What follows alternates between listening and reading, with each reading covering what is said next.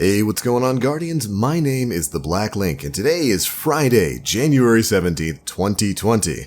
Another Thursday has come around, so of course we are going to be detailing the items in the inventory of the Agent of the Nine, as well as talking a little bit about what's going on in the world of Destiny 2. When you log in after reset, this is of course the splash screen you're going to get. Next week in Destiny, Lord Saladin and the Iron Banner are returning to the tower alongside Double Valor. We've also got Team Scorched and Showdown back in the Crucible. And of course, the weekly flashpoint is going to be located on Io.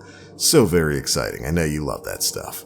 But when it comes to the location of the Agent of the Nine himself, he is going to be located on the Nessus Barge this week. That's right, you're going to be paying a nice little visit to Big Daddy Callus over in the Watcher's Grave. You'll find him near Warner 9940. So go ahead and load that up. Follow the path that we're taking here, and you will reach the Agent of the Nine on the big golden ship in no time flat.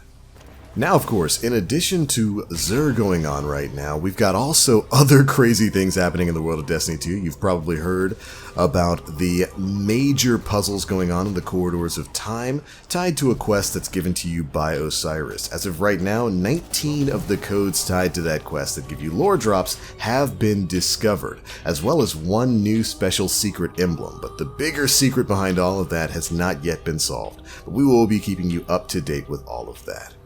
Alright, let's see what you got this time, big guy. Alright, so first things first, of course, we've got the exotic Engram, the isochronal Fated Engram. You can pick this up for 97 legendary shards. It's going to try to give you an exotic bit of armor or a weapon that you don't already have in your collection right now. Basically everything that isn't tied to an exotic quest. If you've gotten all of the non-quest exotics, then this will just give you random rolled armor, so you can hopefully get some decent stat rolls on some of your gear. Go ahead and pick that up and see exactly what we get this time around. I'm hoping for Geomags. Winter's Guile. Okay, well, Winter's Guile's not bad. Got nerfed a little bit ago. Makes me kind of sad. Anyways, moving on to the weapon, we have got the Colony for sale. This exotic grenade launcher is very, very fun. It comes with the ability Insectoid Robot Grenades. This weapon's grenades are insectoid robots that chase targets and explode close to them. It's also got linear compensator, high velocity rounds, and its special trait, Serve the Colony. Insectoid robot grenades quickly repopulate the magazine from reserves while the colony is unequipped.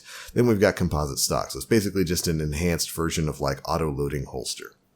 Basically, this grenade, you fire it, little spiders come out, and they chase down whatever enemies are in front of you. And they can chase for a decent amount of time. In PvP, it's a very solid heavy weapon of choice. Although, if you know how to avoid them, all you gotta do is just jump. If you're a hunter, it's super easy. Just double jump or triple jump up into the air, and you can avoid these things. But it's still very fun exotic. They can crawl on walls, and they've got a decent enough blast radius.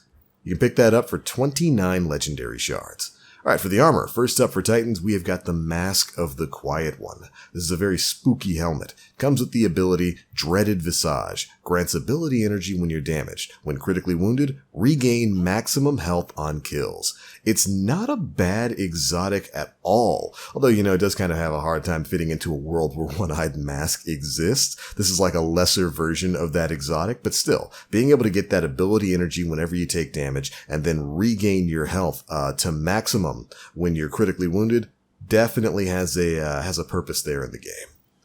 Alright, for Warlocks, we have got the formerly OP Lunafaction boots. These used to be the staple of every Warlock build in the game. They come with the ability Alchemical Etchings. Your rifts gain the additional ability to increase weapon reload speeds. Empowering Rift makes weapons effective over longer ranges. And that's where the big change happened. What these things used to do is when you were in a Rift or a Well of Radiance, basically your weapons would automatically reload. That proved to be a bit too powerful for Bungie's tastes, I guess, so they decided to knock it back and make it so that you have a much faster reload speed whenever you're standing inside of a rift. You also get the benefit, like I said, in empowering rifts. It enhances your range, which makes shotgun plays really kind of silly with empowering rifts in PvP. Definitely still a worthwhile exotic, though it's not as powerful as it used to be. Alright, finally, for hunters, we've got Shinobu's Vow. These exotic hunter gauntlets are the bane of many people in PvP. They come with the ability New Tricks, Improve Skip Grenade, and you gain additional Skip Grenade charge. Skip Grenade returns energy when it damages enemies. I remember last year when we had the spring event where people were getting ability energy like off the wall in PvP. Skip grenades were everyone's bane, and being able to have double skip grenades was even worse. Definitely a worthwhile exotic out there. You can pick up all of these for about 23 legendary shards a pop. But there we go, that's it for Xur's inventory. Of course, he's still got the 5 of Swords if you haven't picked that up to modify older Nightfalls and whatnot, but other than that, not a bad inventory this time around. Colony is definitely a very fun exotic, and like I said, Mask of the Quiet One here is kind of the One-Eyed Mask understudy, so if you haven't gotten One-Eyed Mask yet, this may tide you over until you get that ridiculously powerful pirate helm. But overall, nice inventory from Xur here, nothing really too crazy. But that is it for this Thursday video. Thank you all so much for tuning in. What did you get from your faded Engram here? You saw I got Winter's Guile, which I'm pretty sure is still disabled or busted now because you could stack the melee buff damage from it. Makes me sad. But what did you get from yours? Be sure to let me know down in the comment section below. I hope you Guardians are enjoying your week in the world of Destiny 2, and I can't wait to find out what's going on with the gigantic Corridors of Time quest. Don't worry, we'll be covering that right here on the channel. That's it for this one, guys. Thank you all so much for watching. This is Jeff. My name is the Black Link. You Guardians, stay frosty.